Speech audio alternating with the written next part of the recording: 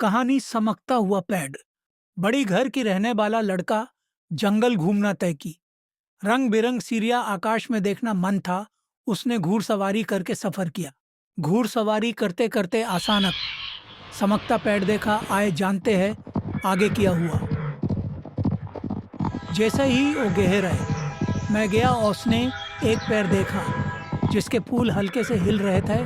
उत्सुकतावश वह पास गया और कुछ असाधारण देखा। पेड़ चमक रहा था जैसा उसने पहले कभी नहीं देखा था। अचानक एक फूल गिर गया। इसकी पंखुड़ियां आंसुओं की तरह जमीन पर बिखर गई। पेड़ के पास एक युवा लड़की प्रोकत हुई। उसका युवा चेहरा हल्की रोशनी में चमक रहा था। लड़का हैरान था। उसका दिमाग सवालों से भरा था।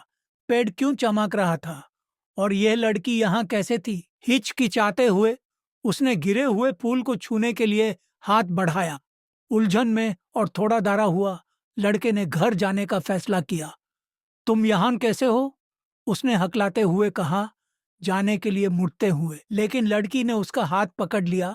उसकी आवाज में तुरंत जरूरत थी। नहीं, कृपया मत जाओ, यही रहो। मैं बताती हूँ कि मैं यहाँ क्यों और कैसे हूँ।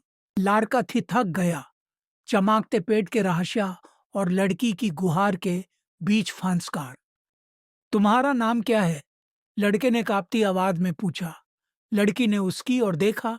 उसकी आंखें चमक रही थी। मैं लिशा हूं, उसने धीरे से जवाब दिया। लड़का एक कदम और पास आया। लिशा, तुम यहाँ क्यों हो? क्या समस्या है? फूल आंसुओं की तरह गिर गया और तुम प्रोकत हुई। क्या तुम इस चमकते पेट से जुड़ी हो? कृपया बताओ क्या हो रहा है। मैं बहुत उलझन में हूँ। लिशा की आंखें उदास हो गई।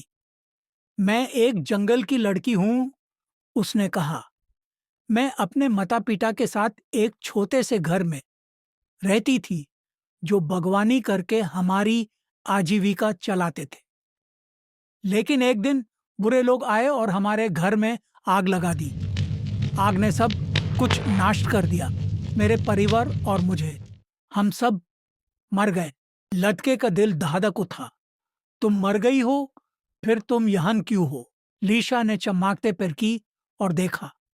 मुझे बागवानी बहुत पसंद थी, मेरे माता पिता की तरह। मेरे मरने के बाद मेरी आत्मा यहाँ रह गई। ये फूल मेरे जैसा है, इसमें मेरा प्यार है और इन्होंने मुझे इस जंगल में फिर से जन्म लेने दिया।